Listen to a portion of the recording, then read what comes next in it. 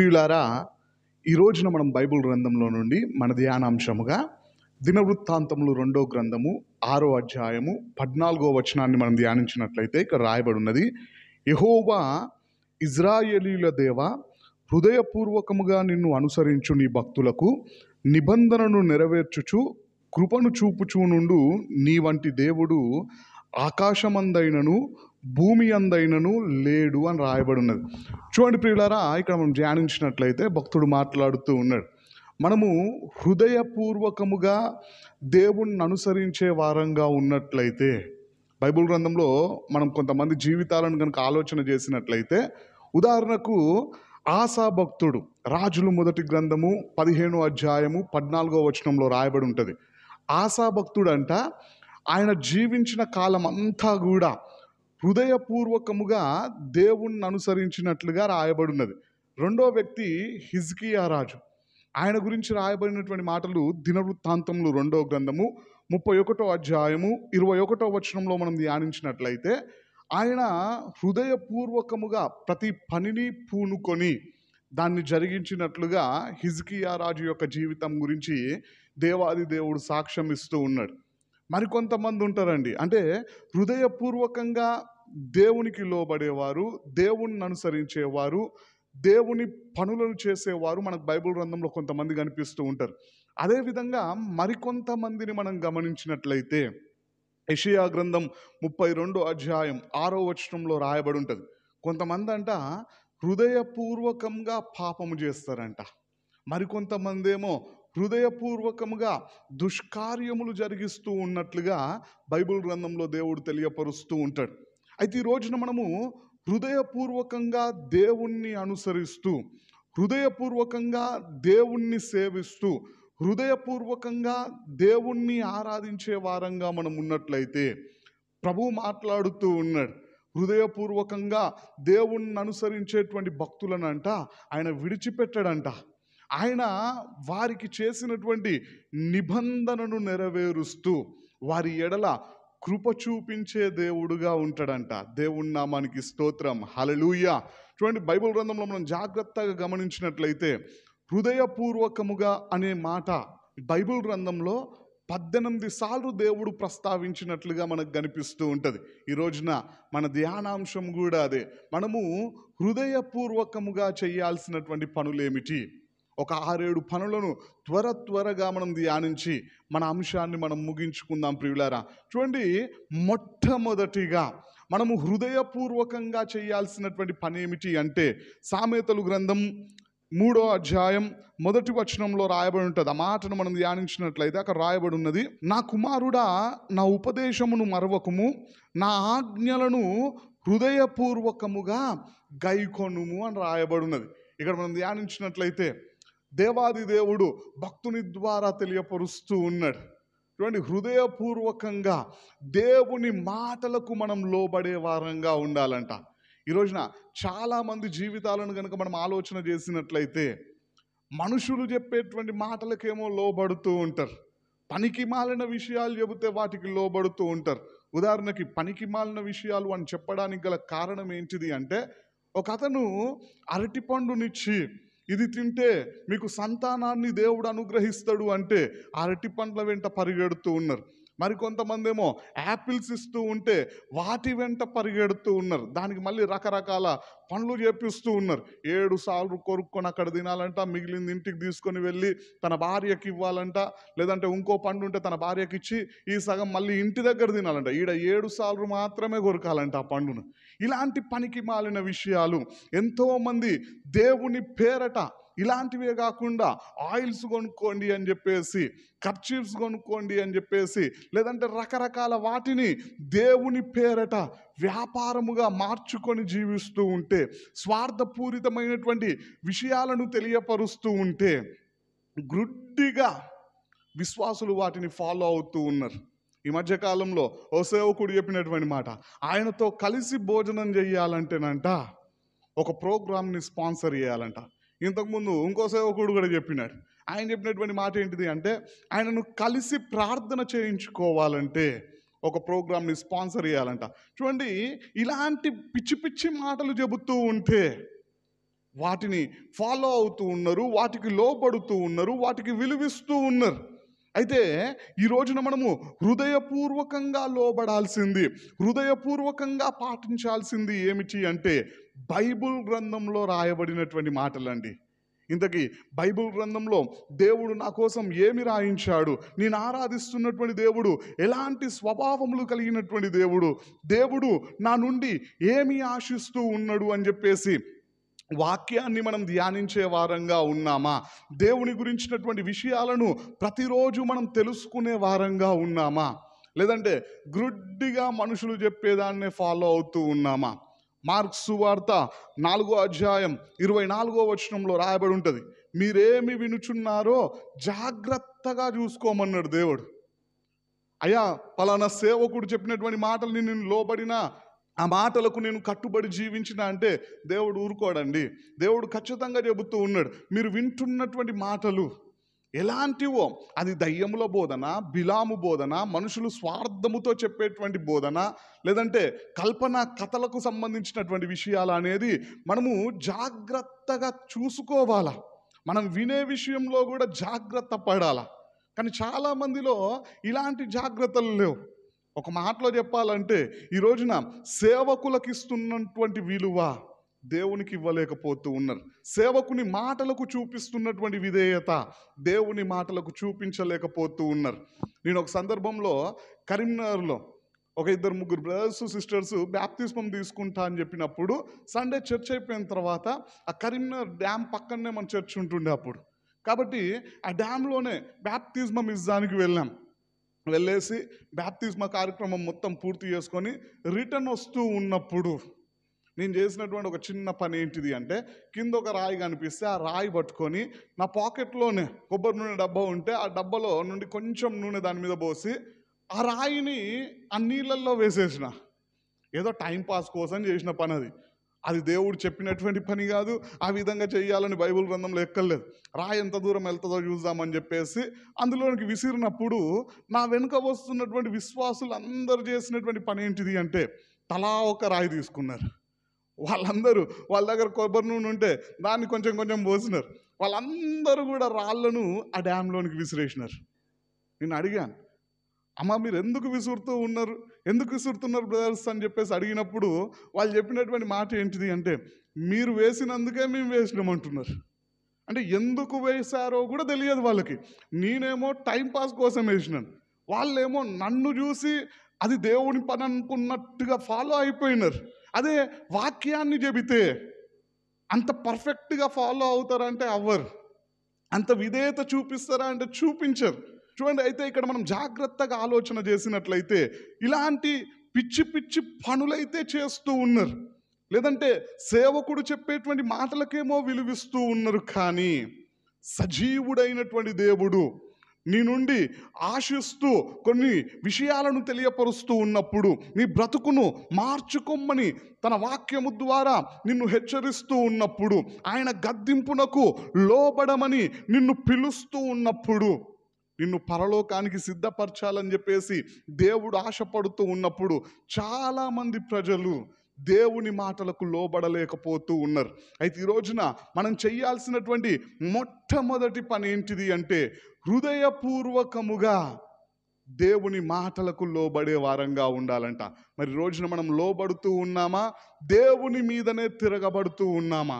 ఒకసారి మన జీవితాల్ని మనం పరీక్షించుకుందాం. చూడండి ప్రియులారా, మనము హృదయపూర్వకంగా చేయాల్సినటువంటి రెండవ పనిని బైబిల్ గ్రంథంలో నుండి మనం ధ్యానించినట్లయితే మత్తయి సువార్త 18వ అధ్యాయము 35వ వచనంలో రాయబడి ఉన్నది. చూడండి, ఆ మాటను మనం ధ్యానించినట్లయితే, మీలో ప్రతి వాడును తన సహోదరుణ్ణి హృదయపూర్వకముగా క్షమింపని ఎడల నా పరలోకపు తండ్రియు ఆ ప్రకారమే మీ ఎడల చేయుననెను అని రాయబడి ఉన్నది. ఇక్కడ మనం ధ్యానించినట్లయితే మనము హృదయపూర్వకముగా మన సహోదరులను క్షమించకుండా ఉన్నట్లయితే, అంటే తోటి విశ్వాసుల మీద లేదా మన సహోదరుల మీద మనము పగలను పెంచుకొని, కక్షలను పెంచుకొని, ద్వేషాలను పెంచుకొని, ఈర్ష్య స్వభావాన్ని పెంచుకొని వారిని క్షమించకుండా ఉన్నట్లయితే, మరికొంతమంది ఉంటారు క్షమించినట్టుగా నటిస్తూ ఉంటారు. అయితే మనం ఆరాధిస్తున్నటువంటి దేవుడు ఎలాంటి వాడు అంటే హృదయాంతరంగములను ఎరిగినటువంటి దేవుడు. ఆయన హృదయములను పరిశోధించి తెలుసుకునేటువంటి దేవుడు. నీ హృదయంలో నీవు క్షమించావా లేదా అని దేవునికి తెలుసండి. మనము హృదయపూర్వకంగా మన సహోదరులను క్షమించకుండా ఉన్నట్లయితే వాక్యం ద్వారా ప్రభువు హెచ్చరిస్తూ ఉన్నాడు. మనం ఆరాధిస్తున్నటువంటి దేవుడు కూడా మనల్ని క్షమించడంటండి. దేవుడు మనల్ని శిక్షించడానికి అవకాశం ఉంటుంది. అందుకే మత్తయి సువార్త 5వ అధ్యాయం 23వ వచనం నుండి మనం ధ్యానించినట్లయితే అక్కడ రాయబడి ఉంటుంది, నీవు బలిపీఠము దగ్గర నీ యొక్క అర్పణను అర్పిస్తూ ఉన్నప్పుడు నీ సహోదరుని మీద నీకేమైనా పగ ఉన్నట్టు లేదా కోపం ఉన్నట్టు నీకు జ్ఞాపకానికి వచ్చినట్లయితే దేవుడు అక్కడ అర్పణను అర్పించిన తర్వాత వెళ్ళి సమాధాన పడమనిలే. నీ అర్పణను అక్కడే విడిచిపెట్టి ముందు వెళ్ళి మన సహోదరులతో సమాధాన పడాలంట. సమాధాన పడిన తర్వాత తిరిగి వచ్చి మనము మన అర్పణను అర్పిస్తే దేవుడు దాన్ని స్వీకరించడానికి అవకాశం ఉంటుంది. లోపల పగలను పెంచుకొని లోపల ద్వేషాలను పెంచుకొని మనము ఇతరులతో సమాధాన పడకుండా ఉంటూ మన అర్పణలు అర్పిస్తే లేదా మనం ప్రార్థిస్తే దేవునికి మనం కానుకలు సమర్పిస్తే దేవుడు వాటిని స్వీకరించడండి. నీ అర్పణను అక్కడే విడిచిపెట్టి ముందుగా వెళ్ళి నువ్వు సమాధాన పడిన తర్వాత వచ్చి అర్పించమంటూ ఉన్నాడు దేవుడు. మరి రోజున మనము ఎవరితో సమాధాన పడలేకపోతూ ఉన్నాం? నీ జీవితంలో మీ తల్లిదండ్రులు ఏదైనా పొరపాటు చేసి ఉంటే వాళ్ళను క్షమించావా, క్షమించకుండా ఉన్నావా? నీ అన్నదమ్ములు ఏదైనా పొరపాటు చేసి ఉంటే, నీ అక్క చెల్లెళ్ళు ఏదైనా పొరపాటు చేసి ఉంటే, నీ బంధుమిత్రులు ఏదైనా పొరపాటు చేసి ఉంటే, నీ స్నేహితులు ఏదైనా పొరపాటు చేసి ఉంటే నీవు సమాధాన పడినటువంటి వ్యక్తిగా ఉన్నావా, లేదంటే పగలను పెంచుకున్నటువంటి వ్యక్తిగా ఉన్నావా? ఈ రోజున మన పరిస్థితి ఏ విధంగా ఉన్నది? ప్రభువు మాట్లాడుతూ ఉన్నాడు నీతోనే. నీవు ముందు సమాధాన పడిన తర్వాత ప్రార్థించమంటూ ఉన్నాడు. నువ్వు ముందు వారితో సమాధాన పడిన తర్వాత దేవునికి అర్పణలు అర్పించమని చెప్పేసి వాక్యము ద్వారా దేవుడు తెలియపరుస్తూ ఉన్నాడు.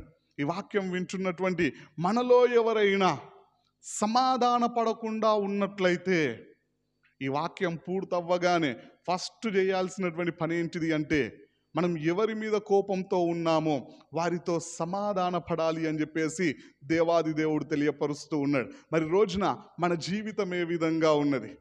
చూడండి ప్రియులారా, మనం రెండోదిగా చేయాల్సినటువంటి పని హృదయపూర్వకముగా మన సహోదరులను క్షమించాలి అని చెప్పేసి వాక్యము ద్వారా దేవుడు తెలియపరుస్తూ ఉన్నాడు. క్షమించకుండా ఉన్నట్లయితే దేవుడు నిన్ను క్షమించాడు, దేవుడు నీ ప్రార్థనను ఒప్పుకోడు, దేవుడు నీ అర్పణను స్వీకరించాడు. దేవుడు నిన్ను గద్దించడానికే, దేవుడు నిన్ను శిక్షించడానికే, హెచ్చరించడానికి అవకాశం ఉంటుంది. కాబట్టి మన జీవితాల్ని మనం సరిచేసుకుందాం. ప్రియులారా, మూడోదిగా మనం బైబిల్ గ్రంథంలో గమనించినట్లయితే మనము హృదయపూర్వకముగా చేయాల్సినటువంటి పని ఏమిటి అంటే కీర్తనలు గ్రంథము 119వ అధ్యాయము 145వ వచనంలో రాయబడిన చూడండి ఆ మాటను మనం ధ్యానించినట్లయితే, యెహోవా హృదయపూర్వకముగా నేను మొరపెట్టుచున్నాను అంటున్నాడు భక్తుడు. ఇక్కడ కీర్తనాకారుడు మాట్లాడుతున్నటువంటి మాట ఏంటిది అంటే, దేవా హృదయపూర్వకముగా నేను ప్రార్థిస్తూ ఉన్నటువంటి వ్యక్తిని అని తెలియపరుస్తూ ఉన్నాడు. చూడండి, చాలామంది ఈ విధంగా దేవునితో మాట్లాడగలరా? మనం నిజంగా ప్రార్థిస్తూ ఉన్నామా, లేదంటే పెదవులతో మాత్రమే స్తుతించి హృదయంలో దేవునికి చోటు ఇవ్వకుండా ఉంటూ ఉన్నామా? దేవుడు తెలుసుకోలేడా? ఇంకా మనం జాగ్రత్తగా గమనించినట్లయితే అందరిలో ఉన్నప్పుడు ప్రార్థించే వారంగా ఉంటూ ఏకాంత ప్రార్థన అనుభవం లేకుండా ఉన్నట్లయితే అది ప్రార్థనా జీవితం కలిగి ఉండడమేనా? మనం బైబిల్ గ్రంథంలో జాగ్రత్తగా గమనించినట్లయితే భక్తులందరూ మందిరంలో ప్రార్థించినట్టుగా మనకు కనిపిస్తూ ఉంటుంది. అదేవిధంగా ప్రతిరోజు ఏకాంత ప్రార్థనా జీవితాన్ని కూడా కాపాడుకున్నట్లుగా మనకు కనిపిస్తూ ఉంటుంది. మనందరికీ తెలిసినటువంటి వాళ్ళే దానియేలు భక్తుడు దినమునకు 3 సార్లు ప్రార్థించే వ్యక్తిగా ఉన్నాడు. దావీదు భక్తుడు దినమునకు 3 సార్లు ప్రార్థించే వ్యక్తిగా ఉన్నాడు. 3 సార్లు దేవుని వాక్యాన్ని ధ్యానించే వ్యక్తిగా ఉన్నాడు. 7 సార్లు దేవుణ్ణి స్తుతించే వ్యక్తిగా ఉన్నాడు. ఇస్సాకు భక్తుడు ప్రతిరోజు సాయంకాలమున దేవుని మాటలను ధ్యానించే వ్యక్తిగా మనకు కనిపిస్తూ ఉంటాడు. అంటే వీరు ప్రతిరోజు ఏకాంతంగా దేవునితో సమయం గడిపేవారుగా ఉన్నారు. మనందరికి తెలిసినటువంటి మరొక అద్భుతమైన వ్యక్తి హానోకు భక్తుడు. ఆయన దేవునితో నడవడం ఆపేయలేదంట, మధ్యలో ఆగిపోలే, సాగిపోతూనే ఉన్నాడు. హానోకును దేవుడు విడిచిపెట్టి ఉండలేకపోయినాడు. ఎందుకంటే హానోకు ప్రతిరోజు దేవునితో సహవాసం చేసేవాడు. మరి రోజున మనం ఆ విధంగా ఉన్నామా? నిజంగా ప్రార్థించే వారంగా, నిజంగా దేవునితో సహవాసం చేసే వారంగా, నిజంగా దేవుణ్ణి ఆరాధించే వారంగా ఈ రోజున మన బ్రతుకున్నదా? ఎందుకోసం ఈ మాటలు చెబుతూ ఉన్నా అంటే, బైబిల్ గ్రంథంలో పరిసయ్యులు కావచ్చు, శాస్త్రులు కావచ్చు, కొంతమంది మనకు కనిపిస్తూ ఉంటారు. వారంట వీధులలోనేమో పొడగాటి ప్రార్థనలు చేస్తారంట, కానీ వ్యక్తిగతంగా వచ్చేసరికి మనుషులు లేనప్పుడేమో 1 నిమిషం కూడా చేసుకోరంట. ఈ రోజున చాలామంది జీవితాలు అదే విధంగా ఉంటాయి. మందిరంలో ప్రార్థించమంటే కొంతమందికి మైక్ దొరికితే ఆపుతారా అంటే నాన్ స్టాప్, అది గంట అయినా సరే నాన్ స్టాప్గా ప్రార్థించేవారు ఉంటారు. అయితే అదే గంట సమయం నువ్వు ఏకాంతంగా దేవుణ్ణి ఆరాధించగలుగుతూ ఉన్నావా, ప్రార్థించగలుగుతూ ఉన్నావా అని అడిగితే ఏకాంతంగా అంత సమయం ప్రార్థించలేకుండా ఉంటారు. అటువంటి గుంపులోనేమో వాళ్ళే ఫస్ట్ ఉంటారు, ఏకాంతంగా వచ్చేసరికి వాళ్ళే లాస్ట్ ఉంటారు. ఈ రోజున మన పరిస్థితి ఏ విధంగా ఉన్నది?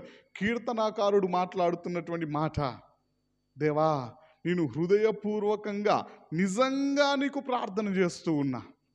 ఈ రోజున అలాంటి అనుభవం మనకున్నదా? ఒకసారి మన జీవితాన్ని మనం పరీక్షించుకుందాం. ఏకాంత ప్రార్థన కావచ్చు, సంఘ ప్రార్థన కావచ్చు, కుటుంబ ప్రార్థన కావచ్చు, లేదంటే నిన్ను దేవుడు ఎక్కడైనా మీటింగ్స్లో వాడుకుంటూ ఉన్నప్పుడు అక్కడ ప్రార్థించాల్సి వచ్చినప్పుడు కావచ్చు, నీవు ప్రతి ప్రార్థనలో కూడా నిజముగా పాల్గొనే వ్యక్తిగా ఉండాలా, అనుభవపూర్వకంగా అందులో పాల్గొనే వ్యక్తిగా ఉండాలా. ఒక దగ్గర చేస్తూ ఒక దగ్గర చేయకుండా ఉండడానికి వీల్లేదు. అది వేషధారణతో కూడినటువంటి జీవితంగా దేవుడు గుర్తించడానికి అవకాశం ఉంటుంది. అలాంటి వారిని దేవుడు గద్దించడానికి అవకాశం ఉంటుంది. కాబట్టి మనము నిజంగా దేవునితో సహవాసం చేద్దాం, నిజంగా దేవునికి ప్రార్థించే వారంగా ఉండాలి అని చెప్పేసి దేవాది దేవుడు ఆశపడుతూ ఉన్నాడు. మరి రోజున మన జీవితం ఏ విధంగా ఉన్నది? ఒకసారి మన జీవితాన్ని మనం పరీక్షించుకుందాం. చూడండి ప్రియులారా, 4వదిగా మనము హృదయపూర్వకంగా చేయాల్సినటువంటి పని ఏంటిది అంటే, బైబిల్ గ్రంథంలో కీర్తనలు గ్రంథము 15వ అధ్యాయము 2వ వచనంలో రాయబడి ఉన్నది, యథార్థమైన ప్రవర్తన కలిగి నీతిని అనుసరించుచు హృదయపూర్వకముగా నిజము పలుకువాడే. ఇక్కడ మనం జాగ్రత్తగా ధ్యానించినట్లయితే మనం హృదయపూర్వకంగా చేయాల్సినటువంటి 4వ పని ఏంటిది అంటే, హృదయపూర్వకంగా నిజాన్ని పలకాలంట. అంటే మనము అబద్ధాలకు దూరంగా ఉండాలా.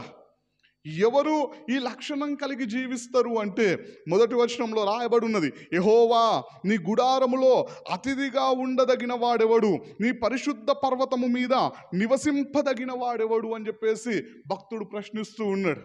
దేవుని గుడారములో మనము అతిథిగా ఉండాలంటే, దేవుని పర్వతం మీద మనము నివసించే వారంగా ఉండాలి అంటే మనలో ఉండాల్సినటువంటి లక్షణాలను ఈ యొక్క కీర్తనల్లో కీర్తనాకారుని ద్వారా దేవుడు తెలియపరుస్తూ ఉన్నాడు. అందులో మొట్టమొదటిది ఏమిటి అంటే, మనము ఎల్లప్పుడూ యథార్థమైనటువంటి హృదయముతో నిజాన్ని మాత్రమే పలికే వారంగా ఉండాలంట.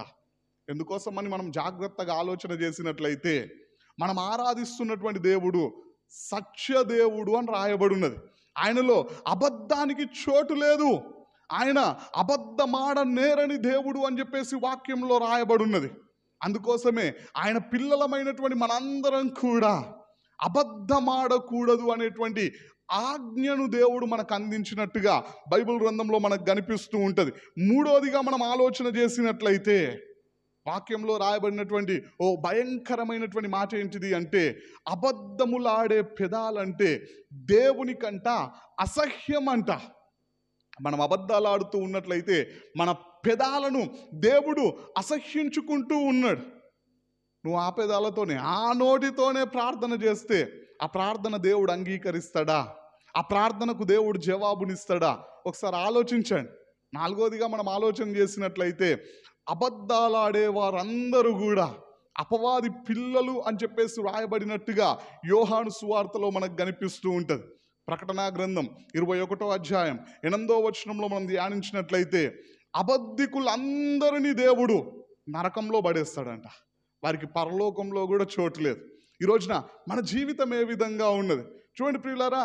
నేను ఇంతకు ముందే అబద్ధాల వలన కలిగేటువంటి 13 నష్టాలను వివరించడం జరిగినది. ఎవరైనా ఆ వాక్యాన్ని చూసి ఉండకపోతే డిస్క్రిప్షన్లో లింక్ ఇస్తూ ఉన్నాను. మనం అబద్ధం ఆడకుండా జాగ్రత్త పడడం కోసం, అబద్ధాలు ఆడుతూ ఉన్నట్లయితే మనం పొందుకునే నష్టాలు ఏమిటో తెలుసుకోవడం కోసం ఆ వాక్యాన్ని చూడండి. అబద్ధాలకు దూరంగా ఉండే ప్రయత్నం చేయండి. ఎందుకోసం అంటే మనం ఆరాధిస్తున్నటువంటి దేవుడు యథార్థవంతుడైన, ఎల్లప్పుడూ సత్యాన్నే పలికే దేవుడు ఆయన. బైబిల్ గ్రంథంలో రాయబడినటువంటి ఒక మాట ఏంటిది అంటే, మనము మాట యందు తప్పకుండా ఉన్నట్లయితే, మనము అబద్ధాలకు దూరంగా ఉన్నట్లయితే మనము లోపము లేని వారము అని చెప్పేసి దేవాది దేవుడు తెలియపరుస్తూ ఉన్నాడు. మరి రోజున మన పరిస్థితి ఏ విధంగా ఉన్నది? మనం అబద్ధాలాడుతూ మరి దేవుని దగ్గర నుండి నష్టాన్ని, శాపాన్ని, శిక్షను పొందుకునే వారంగా ఉన్నామా? లేదంటే యథార్థవంతులముగా జీవిస్తూ ఎల్లప్పుడూ నిజాలను మాత్రమే పలుకుతూ దేవుని గుడారములో అతిథిగా ఉండే అవకాశాన్ని పొందుకునే వారంగా ఉన్నామా? ఒకసారి మన జీవితాల్ని మనం పరీక్షించుకుందాం. చూడండి ప్రియులారా, 5వదిగా మనం గమనించినట్లయితే, మనము హృదయపూర్వకంగా చేయాల్సినటువంటి పని ఏంటిది అంటే, నిర్గమాకాండము 35వ అధ్యాయము 29వ వచనంలో ధ్యానించినట్లయితే అక్కడ రాయబడి ఉన్నది, మోషే చేయవలనని యెహోవా ఆజ్ఞాపించిన పనులన్నిటి కొరకు ఇజ్రాయేలీలలో పురుషులేమి స్త్రీలేమి తెచ్చుటకు ఎవరి హృదయములు వారిని ప్రేరేపించనో వారందరూ మనఃపూర్వకముగా యెహోవాకు అర్పణములను తెచ్చిరి అని రాయబడి ఉన్నది. ఇక్కడ మనం ధ్యానించినట్లయితే, దేవుడు ప్రేరేపించిన కొలది దేవుని పని కోసం మీరు ఇవ్వండి అని అడిగినప్పుడు ఇజ్రాయేలీయులంట దేవుడు వారిని ప్రేరేపించిన కొలది మనఃపూర్వకముగా, అంటే హృదయపూర్వకముగా తీసుకొని వచ్చి ఇచ్చారంట. అంటే ఈ వాక్యాన్ని బట్టి మనము హృదయపూర్వకంగా చేయాల్సినటువంటి పని ఏమిటి అంటే, హృదయపూర్వకంగా దేవునికి కానుకలు ఇచ్చే వారంగా, లేదంటే అర్పణలు చెల్లించే వారంగా మనం ఉండాలా.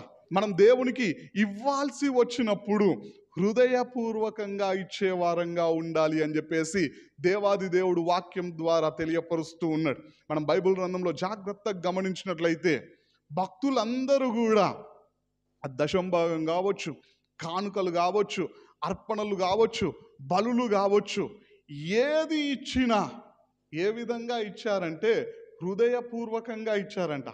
అసలు భక్తులు ఇచ్చింది ఏమిటి అని చెప్పేసి ఒకరిద్దరి జీవితాల నుండి మనం ఆలోచన చేసినట్లయితే, ఆదికాండము 14వ అధ్యాయము 20వ వచనంలో అబ్రహాము భక్తుడు అతనికి కలిగిన వాటన్నింటిలో నుండి 10వ వంతు ఇచ్చినడంట. చూడండి, అతనికి ఏమేం కలిగినది, అసలు ఆయన ఎంత ఇచ్చాడు అని మనం ఆలోచన చేసినట్లయితే, ఇక్కడ 14వ అధ్యాయంలో అతడు దశంభాగం ఇచ్చినట్టుగా మనకు కనిపిస్తూ ఉంటుంది. అయితే 13వ అధ్యాయం 6వ వచనంలో కనుక మనం ధ్యానించినట్లయితే, వారు కలిసి నివసించుటకు ఒక ప్రదేశమే సరిపోలేదంట. ఎందుకోసం అంటే వారి ఆస్తి అంత విస్తరించి ఉన్నదంట. అబ్రహాము లోతు ఇద్దరు నివసించడానికి ఒక ప్రాంతమే సరిపోలే. అంత అభివృద్ధి పొందినటువంటి వారు, అంతగా దీవించబడినటువంటి వారు దేవునికి ఇవ్వాల్సి వచ్చినప్పుడు అబ్రహాము అతనికి కలిగిన వాటన్నింటిలో నుండి, అంటే ఒక ప్రదేశమే సరిపోనంత ఆస్తిలో నుండి దేవునికి 10వ వంతు ఇచ్చాడంట. అంటే ఆయన ఎంత ఇచ్చాడో మనం అర్థం చేసుకోవాలా. రెండోదిగా మరొక వ్యక్తి ఉన్నాడు, దావీదు భక్తుడు. బైబిల్ గ్రంథంలో ఆయన గురించి రాయబడినటువంటి మాటలు మనకి దినవృత్తాంతములు 1 గ్రంథము 29వ అధ్యాయము 4వ వచనంలో కనిపిస్తూ ఉంటుంది. ఆయనంట 6,000 మణుగుల ఓఫీరు బంగారాన్ని దేవుని మందిరం కోసం మనస్ఫూర్తిగా ఇచ్చాడంట. ఒక మణుగు అంటే పాలస్తీన్ ప్రాంతంలో సిరియా దేశంలో 25 కిలోలండి. ఆయన ఎంత బంగారం ఇచ్చినాడు అంటే 6,000 మణుగుల ఓఫీరు బంగారాన్ని, ప్యూర్ గోల్డ్ని ఇచ్చినాడంట. అంటే 6,000 ఇంటూ 25 మనం మల్టిపుల్ చేసినట్లయితే 1,50,000 కిలోల బంగారాన్ని ఇచ్చినాడంట. ఆ 4వ వచనం క్రిందే మనం ధ్యానించినట్లయితే ఆయన వెండిని కూడా ఇచ్చినాడంట. 14,000 మణుగుల వెండిని ఇచ్చినాడంట.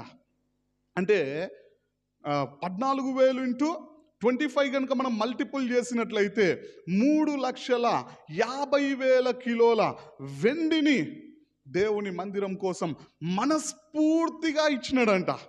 ఆయన మనస్ఫూర్తిగా ఇచ్చి 5వ వచనంలో ఇజ్రాయేలులను ఉద్దేశించి మాట్లాడుతూ ఉంటాడు. మీలో ఎవరైనా మనస్ఫూర్తిగా ఇచ్చేవారు ఉన్నారా అని ప్రశ్నిస్తూ ఉంటాడు. మనం ముందు దేవునికి హృదయపూర్వకంగా కానుకలు ఇచ్చేవారంగా ఉండాలి. మనస్ఫూర్తిగా మనము దేవునికి ఇచ్చేవారంగా ఉండాలి. ముందు చాలామంది చేసేటువంటి పని ఏంటిదంటే వారు ఇవ్వరు, ఇతరులకు చెప్తూ ఉంటారు దేవునికి దశంభాగం ఇవ్వాలా, దేవునికి కానుకలు ఇవ్వాలి అని చెప్పేసి ఇతరులకు చెబుతూ ఉంటారు, కానీ వాళ్ళు ఇవ్వరు. కొంతమంది మొక్కుబళ్ళు కూడా చెల్లించకుండా ఉంటూ ఉంటారు. అలాంటి వారిని దేవుడు విడిచిపెడతాడా అంటే బైబిల్ గ్రంథంలో రాయబడినటువంటి ఓ ఖచ్చితమైనటువంటి మాట, నీవు మొక్కుకొని చెల్లించకుండుట కంటే మొక్కుకొనకుండుటయే మేలు అని రాయబడి ఉన్నది. మన చర్చిలో కూడా ఓ బ్రదర్ ఉన్నాడు. ఆయన కువైట్కి వెళ్ళేటప్పుడు వీసా రావట్లేదు. ఆయన చేసినటువంటి పని ఏంటిది అంటే ఒక మొక్కుబడిని మొక్కుకున్నాడంట. ఆయన మొక్కుకొని దేవునికి ఆయనకు సంబంధించి ఉంటే బాగుంటుండే. నాకు చెప్పినాడు, నేను కనుక కువైట్కి వెళ్తే దేవుడు నాకు వీసా ఇప్పిస్తే ఫస్ట్ మంత్ శాలరీ నేను దేవునికే కానుకగా ఇచ్చేస్తా అన్నాడు. ఇచ్చేజు కానీ బ్రదర్, నీ డబ్బులకు ఆశపడి దేవుడు వీసా ఏమి ఇప్పించాడు, నువ్వు మొక్కుకోనంత మాత్రాన, లేదంటే నువ్వు డబ్బులు ఇవ్వనంత మాత్రాన దేవుడేం నీకు వీసా రాకుండా అడ్డుపడాడు అని చెప్పినా నేను ఖచ్చితంగా. ఎందుకోసం అంటే చాలామంది ఈ రోజున చెప్పే సాక్ష్యాలు ఏ విధంగా ఉంటాయంటే, ఇగో వీరు ఒక ప్రోగ్రామ్ని స్పాన్సర్ చేయడం ద్వారా ఈ జాబ్ వచ్చింది, లేదా ఈ దేశానికి వీసా వచ్చింది, అక్కడ జాబ్ వచ్చింది, లేదా ఈ పని జరిగిందని చెప్పేసి దేవునికి కానుకలు ఇవ్వడం ద్వారా దేవుడు సహాయం చేశాడు అన్నట్టుగా కొందరు చెబుతూ ఉన్నారు. అయితే దేవుడు డబ్బులకు ఆశపడేటోడు కాదు. దేవుడు నువ్వు కావాలని ఆశపడుతూ ఉన్నాడు, నిన్ను తన సొత్తుగా మార్చుకోవాలని ఆశపడుతూ ఉన్నాడు. నేను ఆ బ్రదర్కి క్లియర్గా చెప్పినాను, నువ్వు చెప్తే చెప్పినావు కానీ మొక్కుకుంటే మొక్కుకున్నావు కానీ ఎవరికి చెప్పకయ్యా అంటే ఆయన విశ్వాసులు అందరికి చెప్పిండంట. నాకు కువైట్ దేశానికి వీసా వచ్చి నాకు అక్కడ పని దొరికితే నేను ఫస్ట్ మంత్ శాలరీ ఇస్తా అని చెప్పేసి అందరికీ చెప్పినాడంట, నేను ఈ విధంగా మొక్కుకున్నా అని చెప్పేసి. ఆయనకు వీసా వచ్చింది, అక్కడికి వెళ్ళినాడు. ఇప్పటికి కొన్ని సంవత్సరాలు గడుస్తూ ఉన్నది, ఫస్ట్ మంత్ శాలరీ మాత్రం ఇవ్వలే. విశ్వాసులు అందరూ అడుగుతూ ఉంటారు అప్పుడప్పుడు, ఇచ్చాడా అంటే వాస్తవం చెప్పాలా, ఇయ్యలేదు. బైబిల్ గ్రంథంలో ప్రభు మాట్లాడుతూ ఉన్నాడు, ఆ విధంగా మొక్కుకొని చెల్లించకుండుట కంటే మొక్కుకొనకుండుటయే మేలు. ఎందుకంటే మనం మాట ఇచ్చి తప్పితే నువ్వు అపవాది సంబంధివైతావు. మనం మాట ఇచ్చి తప్పితే దేవుని ఆజ్ఞను అతిక్రమించిన వారమైతాం. మనం అబద్ధాలు ఆడుతూ కూర్చుంటే నరకానికి వెళ్తాం చివరికి. మరి రోజున మన పరిస్థితి ఏ విధంగా ఉన్నది? మనం దేవునికి కానుకలు ఇవ్వాల్సి వచ్చినప్పుడు, మనం దేవునికి దశమ భాగములు చెల్లించాల్సి వచ్చినప్పుడు, దేవుని పని కొరకు సహాయము చేయవలసి వచ్చినప్పుడు, ఇతరులకు మేలు చేయాల్సి వచ్చినప్పుడు, మనం ఇవ్వాల్సి వచ్చినప్పుడు హృదయపూర్వకంగా ఇచ్చేవారంగా ఉన్నామా? అబ్రహాము భక్తుడు తనకు కలిగిన వాటన్నింటిలో నుండి 10వ వంతు మనస్ఫూర్తిగా ఇచ్చాడంట. దావీదు భక్తుడు ఆయన మందిరం కొరకు సంపాదించిన వాటిలో నుండి కాదండి, అతడు సొంతంగా సంపాదించిన వాటిలో నుండి దేవుని కొరకు చాలా ఇచ్చినాడు. అది కూడా మనస్ఫూర్తిగా ఇచ్చినట్లుగా వాక్యంలో రాయబడి ఉన్నది. మరి రోజున మనం హృదయపూర్వకంగా దేవునికి ఇచ్చేవారంగా ఉన్నామా? లేదంటే మలాకీ గ్రంథంలో ప్రభువు మాట్లాడినట్టుగా దేవునికి ఇవ్వాల్సి వచ్చినప్పుడు పనికి మాలిన వాటిని, కుంటి దానిని, గ్రుడ్డి దానిని, తెగులు దానిని బలర్పించడానికి ఇజ్రాయెల్ ప్రజలు తీసుకొని వచ్చినారంట. ఈ రోజున మనం కూడా పనికి మాలిన వాటిని లేదా ఇస్తామని చెప్పేసి ఇవ్వకుండా తప్పించుకుంటూ, ఇవ్వాల్సినవి కూడా దేవునికి ఇవ్వకుండా దొంగిలిస్తూ జీవించే వారంగా ఉన్నామా? ఒకసారి మన జీవితాన్ని మనం పరీక్షించుకుందాం.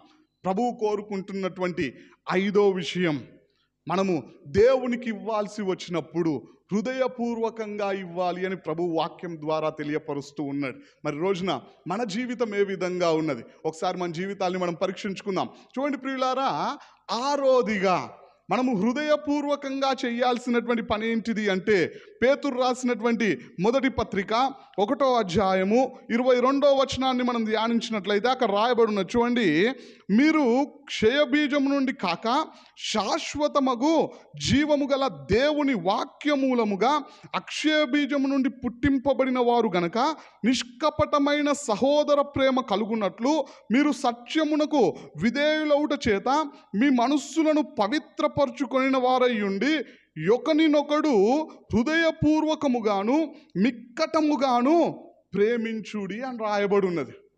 ఇక్కడ దేవుడు మరొక ఆజ్ఞను జారీ చేస్తూ ఉన్నాడు. మనమంతా హృదయపూర్వకముగా ఒకరినొకరము సహోదర ప్రేమ కలిగి జీవించే వారంగా ఉండాలంట. బైబిల్ గ్రంథంలో కావచ్చు, లోకంలో కావచ్చు, సొంత అన్నదమ్ముల్లోనే ఈ రోజులలో ప్రేమ చల్లారిపోయింది. కయోనికి హేబేలు మీద చాలా కోపం వచ్చింది. హేబేలు ఏమైనా తప్పు చేసిండంటే ఏ తప్పు చేయలే. దేవునికి అర్పించినటువంటి అర్పణలను దేవుడు స్వీకరించడం ద్వారా కయ్యూను తట్టుకోలేకపోయినాడు, కయ్యూను ఓర్వలేకపోయినాడు. ఎంతగా పగను పెంచుకున్నాడంటే తన తమ్ముణ్ణి చంపేంతగా మొట్టమొదటి నరహంతకుడిగా చరిత్రలో మిగిలిపోయాడు కయ్యూను. మరి రోజున మనతో ప్రభు మాట్లాడుతూ ఉన్నాడు. మనము మన సొంత వారిని మాత్రమే కాదు, అందరి పట్ల సహోదర ప్రేమ కలిగి జీవించాలంట. పనికి మాలిన ప్రేమలు కాదు, ఈ లోకంలో చూపించే ప్రేమలు కాదు, లేదంటే వేషధారణతో కూడినటువంటి ప్రేమలు కాదు, సహోదర ప్రేమ. చూడండి, మరి అలాంటి ప్రేమను ఒకరి పట్ల ఒకరం చూపించగలుగుతూ ఉన్నామా? ఒకసారి మన జీవితాన్ని మనం పరీక్షించుకుందాం. చూడండి ప్రియులారా, చివరిగా మనం ధ్యానించినట్లయితే దినవృత్తాంతములు 2వ గ్రంథము 31వ అధ్యాయము 21వ వచనంలో మనం ధ్యానించినట్లయితే, తన దేవుణ్ణి ఆశ్రయించుటకై దేవుని మందిర సేవా విషయం అందేమి, ధర్మశాస్త్ర విషయం అందేమి, ధర్మమంతటి విషయం అందేమి, తాను ఆరంభించిన ప్రతి పని అతడు హృదయపూర్వకంగా జరిగించి వర్ధిల్లెను అని రాయబడి ఉన్నది. ఇక్కడ హిజ్కియా రాజు గురించి రాయబడినటువంటి ఒక అద్భుతమైన మాట. ఆయనంట దేవుని మందిరానికి సంబంధించినటువంటి పనుల విషయంలో కావచ్చు, ధర్మశాస్త్రము విషయంలో కావచ్చు, ఇతరులకు చేసేటువంటి పరిచర్య విషయంలో కావచ్చు, ధర్మము విషయంలో కావచ్చు, అతడు పూనుకొనినటువంటి ప్రతి పనిని హృదయపూర్వకంగా జరిగించినాడు. కాబట్టి దేవుడు అతన్ని వర్ధిల్లే విధంగా చేశాడంట. అంటే ఈ రోజున మనము ఏ పని చేస్తూ ఉన్నా, నువ్వు లేబర్గా ఉన్నావా పర్లేదు, దేవుడే నిన్ను చిన్న చూపు చూడాడు. నువ్వు మేనేజర్గా ఉన్నావా, లేదంటే ఏదైనా కంపెనీకి CEO ఉన్నావా పర్లేదు, దేవుడు నిన్ను ఏ స్థానంలో నిలబెట్టినా పర్లేదు.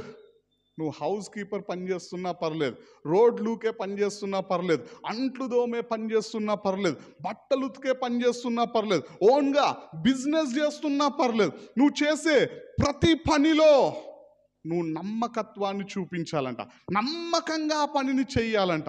నువ్వు సేవలో ఉన్నావా, సేవ పరిచర్య విషయంలో దేవునికి నమ్మకంగా ఉండాలా. ఈరోజున మనం చేసే ప్రతి పని విషయంలో, మనం ఆరంభించే ప్రతి పనిలో నమ్మకంగా పనిచేసే వారంగా ఉన్నట్లయితే దేవుడు మనకు సహాయం చేయడానికి అవకాశం ఉన్నది, దేవుడు మనల్ని దీవించడానికి అవకాశం ఉన్నది. హిజ్కియా రాజును వర్ధిల్లే విధంగా దేవుడు చేసినాడంట.